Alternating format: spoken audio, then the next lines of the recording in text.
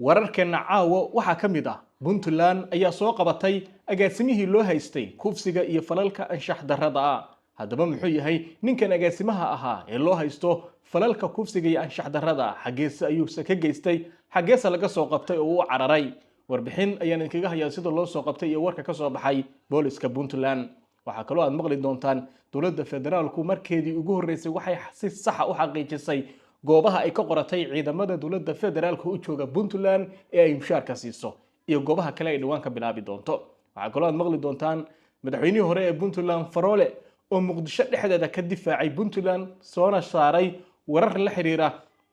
Puntland iyo sidoo kale dowladda federaalka ugu baaqay khilaaf ka jira inaysan qayb ka noqon gudaha Puntland. muuqaalkan like saar, channelkan subscribe saar. waa 5 bisha November sanadka 2025. magacayguna waa Shukaadan Gurey.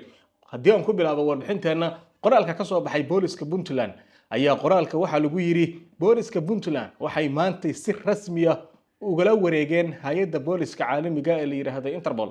eedaysana Jaamac Cabdi Maxamed oo lagu eedeeyay inuu geystay fal anshax darro ah kaas oo ka dhacay magaalada Qardho ee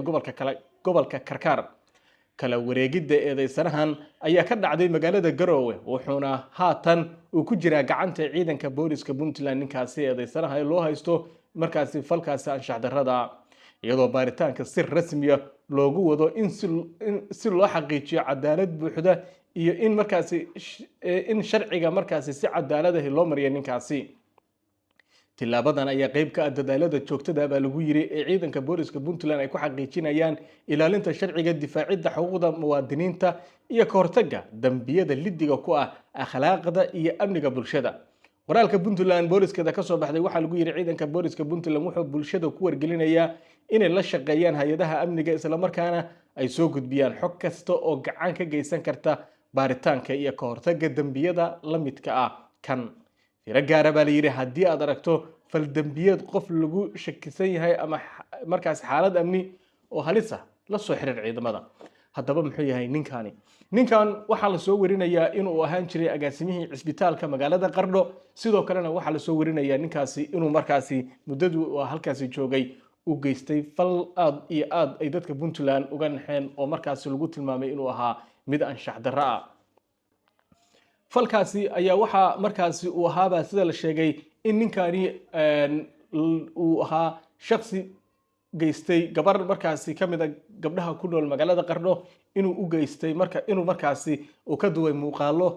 anshax darro ah ama si kale haddaan u dhaho muuqaalo galma ah isla markaana uu ku baahiyay baraha bulshada sida Telegramka iyo meelaha kale. gabadhaasna muuqaalada kala duwan markuu u geystay ehelkoodiina ay u sheegtay kadib uu u cararay markaasi dalka dibadiisa oo wadan ka baxay. kadibna sida hay'adda ciidanku sheegeen waxa gacanta ku dhigay booliska caalamiga ee Interpol kuwaas oo ku wareejiyay ciidanka booliska Puntlandna imika gacanta ku dhigtay muddo kadib wuxuuna dhacdadan xilli hore ay ka dhacday magaalada Qardho iyadoona haatan ay boolisku leeyihiin cadaaladda la horgeyn doono oo tilaabo ayaa laga qaaday. waxaan ka warsugi doonaa sharciga ninkaasi markaasi la hor keeno iyo kadib waxa uu xukunka iyo waajibaadkiisu u noqdo. waxaana la soo warinayaa in muuqaalo laga hayo isagoo oo markaasi falkaasi geysanayo oo ku baahiyay baraha kala duwan ee bulshadana muuqaaladaasi ay ku jiraan oo ay booliska iyo dowladuba markaasi Microsoft cadeymo u haystaan.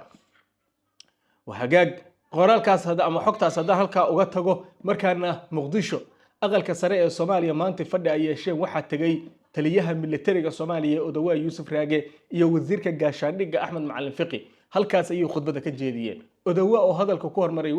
Odawa oo hadlay ayaa waxa uu yiri dabcan wuxuu yiri Puntland iyo dagaalka Daesh buu ka hadlay ee buraha caalamiska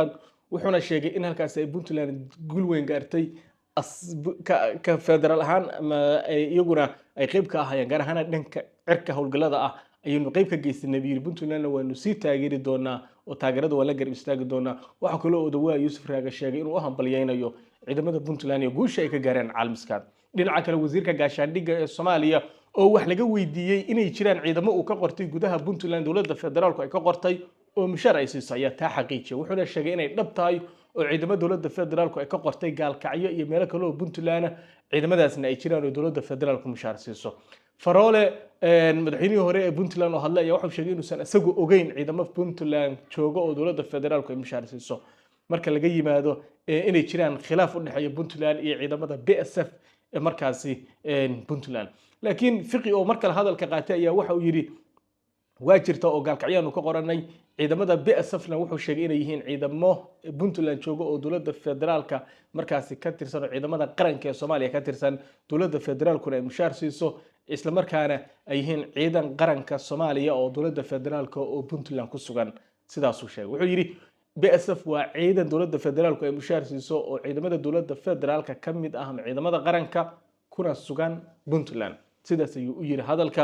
waxa kale uu fiqi sheegay in gaalkacyo ciidamada laga qoro sidoo kalena ciidamo laga qori doono Laascaano oo markaas Puntland u dhow oo jeedo in ciidamo ka tagaya ciidamada Puntland gudaheeda rabeen ka howlgala in Laascaano laga qori doono oo qofkii Puntland gudaheeda rabeen inuu ciidan mushaarka dowladda federaalka qaato ka mid noqdo Laascaano tan uu isdawaan galin halkaas markuu isku daway kadib tababaraha la siin kadibna gudaha Puntland ugu soo noqonaya sidaas ayuu fiqi hadalkiisa u dhigayay waxa kale oo jirta in markaasi uu Faroole ku baaqay in dowladda federaalkuna ugu baaqay inaysan qayb ka noqon khilaafka taagan wuxuu yiri fiqi isagoo si gaar ah ula hadlay wasiirka gaashaandhigga ayuu si gaar ah ula hadlay Faroole wuxuuna yiri fiqiyow wasiir qayb ha ka noqon khilaafka u dhaxeeya Puntland iyo ciidamada BSF dadka xaaladaas anagu wax badan ayaanu ka qabanay Soomaaliya buu yiri wuxuuna yiri galmudug baa ka soo jeeda oo daris baan nahay galmudug aniga Faroole ayaa idin la dhisay aduguna qayb ha ka noqonina burburinta Puntland gaar ahaan adiga wasiir gaashaandhigga ayuu hadalkiisa Faroole ku yiri dabcan warkan ka soo yeeray dowladda federaalka ee inay ciidamo u joogaan mushaar ay siiso ayaa iyaduna noqonaysa war sii xoogaysanay in dhawaalo ay dowladdu si dhab u xaqiijisay waxaana in dhawaalo soo baxay inay jiraan ciidamo dowladda federaalku ay qoratay oo mushaar ay siiso oo boqolaal gaarayo oo ku sugan magaalooyinka Puntland arintaas way jirtaa sida madaxweynaha Puntland qudhiis ayaa hore u xaqiijiyay inay jiraan dad dowladda federaalka socda oo gudaha Puntland ciidamo ka qoraya sidoo kale waxa jirta shakhsiyaad lagu xiray boosaaso oo markaas la sheegay inay duwaan galiyeen ciidamada dowladda federaalka halka ay ka duwaan galiyeen oo ay Puntland ay xidhay marka isku soo wada xor ciidamadan dowladda federaalku ay sheegtay ay leedahay gudaha Puntland bay ku tababarnaa ama mushaar ay qaataan ilaa iminka lama oga shaqada ay qaban doonaan iyo ujeedka loo tababaraya aad bal isku weydiinaya dagaalada ma galaan Puntland gudaheeda amni kama sugaan waxaana aad la isku weydiinaya goorta ay ciidamadaas howlgali doonaan iyo sababta loo aasaasay oo aysan dowladda federaalku ilaa iminka xaqiijin hadaysan tuutana qabin gudaha Puntland ay ku sugnaan isla markaana ay yihiin niman dharcado oo duwaan gashan oo mushaar qaata ujeedka loo aasaasay dad badan ayaa aad isku weydiinaya Puntland aysan ogeyn lagana tashan waxaana ay dowladda federaalku yiraahdeen ciidamadu wasiir gaashaandhig wuxuu yiri ciidanku xuduuda ma leh dowladda federaalkan u madax banaan koonfur galbeed galmudug Jubbaland Hirshabeelle meel walba ay tahay waa ka qoraynaa wayna ku sugan yihiin ciidamadu wayna ka howlgalayaan oo waxay u leeyahay nin u dhashay Puntland ayaa koonfur galbeed ka dagaalami karo askari